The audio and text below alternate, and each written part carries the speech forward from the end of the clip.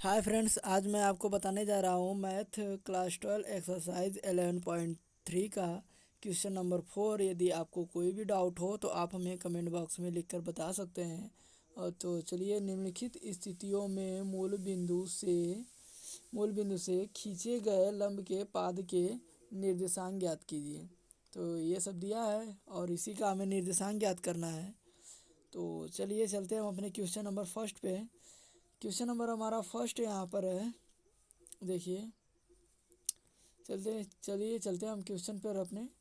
Question number first दिया गया है कि क्वेश्चन नंबर ए जो हल है, इसका हल question number first 2x + 3y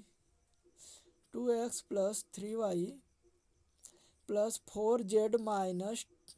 अब देखिए, -12 को हम उस पार कर देंगे तो ये +12 में हो जाएगा इक्वल +12।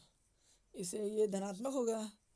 तो अब ये जो देखिए, इसका मूल बिंदु के खींचे गए, अब यही मेन पॉइंट है, लंब के पाद के निर्देशांक, यही हमको ज्ञात करना है। अब इसको ज्ञात करने के लिए हम 2 का, 3 का और 4 का कड़ी में वर्गमूल निकाल लेंगे। तो चलिए कड़ी में वर्गमूल निकालते हैं। 2 का वर्ग प्लस 3 का वर्ग प्लस 3 का वर्ग प्लस 4 का वर्ग, 4 का वर्ग, ये हो गया। अब इसका जब कड़ी में वर्गमूल निकालेंगे तो 2 का वर्ग 4, 3 का वर्ग 9 और 4 का वर्ग 16। इसे कड़ी में करके इसे जोड़ देंगे पूरे को।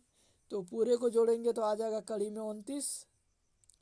अब इसी कड़ी में 29 को, अब यहाँ पे देखिए 2x है तो 2 बटा में कड़ी में 29 हो जाएगा, 3 है तो 3 बटा कड़ी में 29, 4 है तो 4 बटा कड़ी में 29 और 12 है तो 12 बटा कड़ी में 29। तो चलिए ऐसे ही करके लिखते हैं। तो 2 बटा में कड़ी में 29 और 3 बटा करली में 29 और 4 बटा के कड़ी में 29, ये हो गया। और ये जो 12 है इसके भी बटा में हम कड़ी में 29 कर देंगे। जहाँ 2 बटा कड़ी में 29 है, ये L इक्वल हो गया, L बराबर 2 कड़ी में 29। और जो ये दूसरा पद, ये M बराबर हो जाएगा, M बराबर, सॉरी यहाँ पर ये 4 जो दिया है आप 3 कर लीजिएगा, यहाँ पर अभी रुक जाइए, कर दे रहे हैं ये जो, हाँ इसे 3 कर लीजिए। n बराबर 4 बटा करड़ी में 29 और ये जो 12 बटा कड़ी में 29 है, इसे हम d मान लेंगे क्योंकि ये सभी पदों की दूरी है। तो d बटा में कड़ी में 29। तो इसका फार्मूला देखिए होता है, लंब के पाद के निर्देशांक ज्ञात करने के लिए इसका फार्मूला होता है x equal L into D. इसी तरह से y का भी हो जाएगा, y equal L into D. और z इक्वल, और ये y हो गया तो ये z equal L into D, ये हो गया। तो चलिए, सॉरी गाइज, यहाँ पर वो L था तो यहाँ पर M हो जाएगा और यहाँ पर N हो जाएगा, क्योंकि ये दूसरा पद है और ये तीसरा पद है और वहाँ पर पहला पद था। तो इसी तरीके से हम इसका फार्मूला निकालेंगे। तो x बराबर L का मान दिया है 2 करड़ी में 29, तो 2 करड़ी में 29, 2 बटा करड़ी में 29 गुणे d का मान दिया गया है 12 बटा के करड़ी में 29। d का मान है 12 बटा करड़ी में 29। इसका कर दोगे गुणा तो 12 दूना 24, 24 बटा में आ जाएगा हमारा 29। 24 बटा में 29, ये कड़ी हटा दीजिएगा, 29 कर लीजिएगा यहाँ पर। फिर अब यहाँ पर y ज्ञात करना है, तो y m इंटू डी। तो m का मान ले लेंगे 3 बटा कड़ी में 29 और d का मान हो जाएगा 12 बटा कड़ी में 29। तो हो गया 12 3 या 36 बटा में कड़ी में 29। फिर y बराबर, y हो गया ये z बराबर हो जाएगा हमारा z बराबर n इंटू डी। तो n का मान ले लेंगे 4 बटा कड़ी में 29 गुणे d का मान है 12 बटा कड़ी में 29। देखिए गाइस, क्वेश्चन एकदम इजी है, एकदम अच्छे से एक बार समझ जाओगे ना तो आपको इजी लगेगा ये। तो चलिए अब चलते हैं लंब के पाद के निर्देशांक। लंब के पाद के निर्देशांक यहाँ पर हो जाएंगे हमारे। पहला है 24 बटा कड़ी में 29, सॉरी कड़ी में नहीं, ये कड़ी हटा लीजिएगा भाई, गलती हो गई है, कड़ी हटा लीजिएगा क्योंकि कड़ी कड़ी से गुणा होगा तो कड़ी हट जाएगी। तो फिर हो जाएगा 36 बटा में 29 और ये 48 बटा में 29। इस तरीके से ये क्वेश्चन हल हुआ। कोई भी डाउट हो तो आप हमें कमेंट बॉक्स में लिखकर बता दीजिएगा। तो चलिए चलते हैं क्वेश्चन नंबर बी पर। क्वेश्चन नंबर बी दिया है हमारा कि 3y plus 4z minus 6 equal 0, minus 6 equal 0। अब इसे हम देखिए लिख सकते हैं 3y प्लस 4z इक्वल 6, क्योंकि माइनस जेड का जब पक्षांतर करोगे तो प्लस जेड में हो जाएगा। अब यहाँ पर एक्स नहीं है तो 0 इंटू एक्स मान सकते हैं हम, क्योंकि 0 में एक्स का गुणा करोगे तो वो खत्म हो जाएगा, अर्थात उसका मान 0 हो जाएगा। तो 0 का वर्ग प्लस 3 का वर्ग प्लस 4 का वर्ग। भाई इसके पहले वाले क्वेश्चन में हमने सेम इसी तरह किया है। तो 0 का वर्ग 0, 3 का वर्ग 9 और 4 का वर्ग 16। इसे कर दोगे तो कड़ी में 25 आ जाएगा। कड़ी में 25 का वर्गमूल आप भी जानते हो 5 होता है, तो ये 5 मिल गया। अब इसी 5 को हम सभी संख्याओं के बटे में लिख देंगे।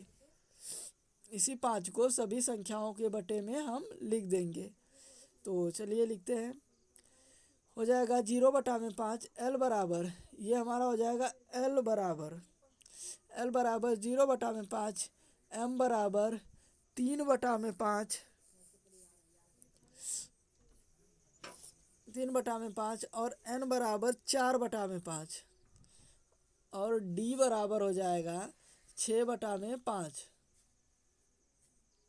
ये हमें प्राप्त हो गया।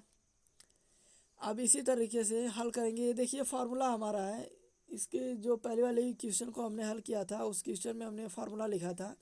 तो यही हमारा फार्मूला है। इसी के आधार पर हम सारे क्वेश्चन को हल करेंगे।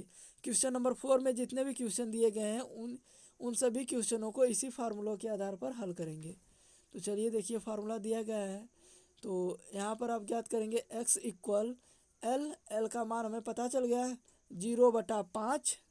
एल का मान दिया है 0/5 इंटू डी का मान दिया है 6/5। अब 0 में किसी भी संख्या से भाग दोगे तो उसका मान 0 आएगा और 0 से किसी भी संख्या में गुणा करोगे तो उसका मान 0 ही आएगा।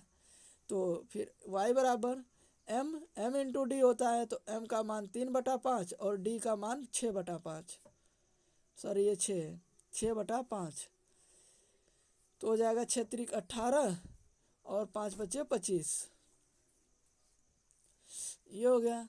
और इसी तरह z का भी मान निकालेंगे। z बराबर होता है n इंटू डी, तो n का मान दिया है 4/5 इंटू डी का मान 6/5, तो 6 × 24 प्लस 5 बटा में 5 इंटू मतलब 5 × 5 हो गया 25।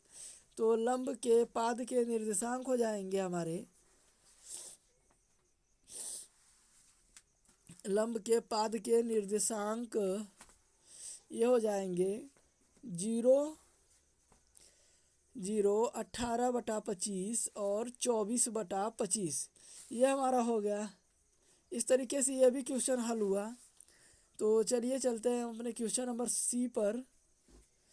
तो चलिए क्वेश्चन नंबर सी हमारा दिया गया है। क्वेश्चन नंबर सी है कि x plus y plus z equal 1। यहाँ पर देखिए x 1 है, y 1 है, z 1 है। देख लीजिए x 1 है तो 1 का वर्ग प्लस y 1 है तो 1 का वर्ग, z भी 1 है तो 1 का वर्ग। इसे जब करोगे तो हो जाएगा कड़ी में 3, क्योंकि 1 का वर्ग 1 ही होता है, तो 3 बार जोड़ोगे तो कड़ी में 3 हो जाएगा। तो कड़ी में 3, आप देखो x 1 है तो l बराबर 1/3, क्योंकि पहला पद l होता है, दूसरा पद m होता है। m भी 1 है यानी कि y 1 है तो 1/3 और तीसरा पद n होता है। और यहाँ पर n यानी कि z भी 1 है तो जेड का मान भी 1/3 ही होगा। और डी भी 1 है तो डी का भी मान 1/3 हो जाएगा। तो इस तरीके से ये हो गया। अब हमने क्या बताया था कि x इक्वल बराबर होता है L इंटू डी। एक्स बराबर L, देखिए सॉरी यहाँ पर मत फार्मूला बार बार मत लिखिए आप, फार्मूला एक बार हमने बता दिया है। L का मान हो गया 1/3 गुणे डी का भी मान है 1/3, डी का भी मान है 1/3 हो जाएगा 1/3।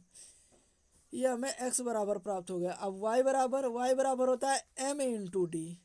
तो m का मान 1/3 गुणे डी का मान भी 1/3 बराबर हो जाएगा 1/3।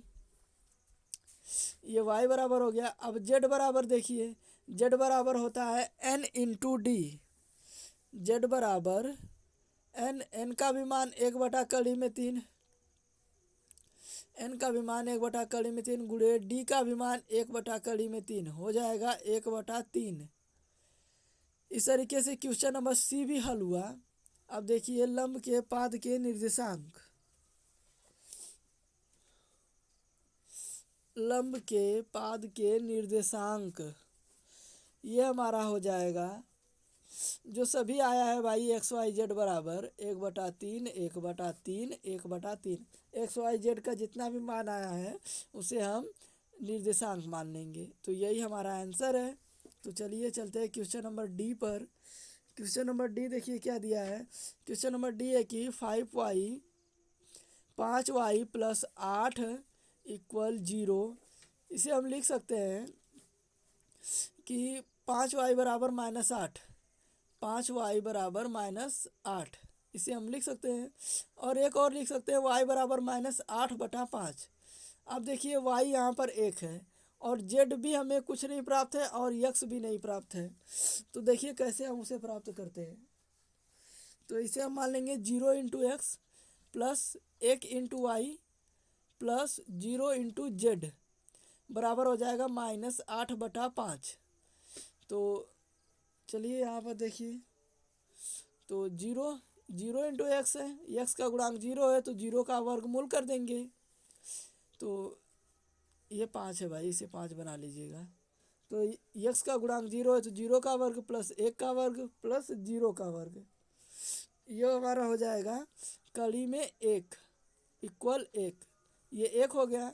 अब 0/1 ये यल बराबर हो जाएगा हमारा, यल बराबर 0/1 और यम बराबर 1/1, 1/1 और n बराबर 0/1, n बराबर 0/1, ये हो गया। और d बराबर हम मान लेंगे, देखिए d बराबर -8, इसे पूरा लिखेंगे -8/5 और इस 5 के बटा में 1 कर देंगे तो 1 ऊपर जाके गुणा कर देगा तो हो जाएगा -8/5।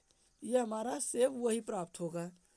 तो इस तरीके से हमें यह प्राप्त हो गया। अब इसे हम हल करेंगे पूर्ण रूप से देखिए हल करेंगे तो हो जाएगा x बराबर हमारा 0/1 था, 0/1 यानी कि 0 में 1 से भाग दोगे तो 0 गुणे डी का मान हमारा क्या दिया था -8/5। तो 0 में किसी भी संख्या से गुणा करोगे तो उसका मान 0 ही आएगा, तो यहाँ पे 0। और y बराबर 1/1 था, तो 1/1 का मतलब कि 1, तो यहाँ पर 1 गुणे डी का मान -8/5, इसका हो जाएगा -8/5। और देखिए z बराबर क्या दिया था 0/1, तो 0/1 मतलब कि 0 गुणे -8/5 यानी 0। तो अब इसका निर्देशांक निकाल देंगे हम। निर्देशांक हो जाएगा हमारा 0, निर्देशांक बराबर 0 और 8/5 और यहाँ पे 0। अब ये जो माइनस था यहाँ पर धन हो जाएगा, ठीक ना। तो इस तरीके से ये क्वेश्चन हल हुआ। यदि आपको कोई भी डाउट्स हो तो आप हमें कमेंट बॉक्स में लिखकर बता सकते हैं। और यदि आप हमारे चैनल पर नए हो तो प्लीज़ चैनल को सब्सक्राइब करके बेल आइकन की घंटी को ऑल पर कर दीजिएगा। और यदि हमारे वीडियो तेज़ है तो वीडियो को आप स्लो करके देखिएगा और आपसे अनुरोध है कि वीडियो को बिना स्किप किए देखिएगा।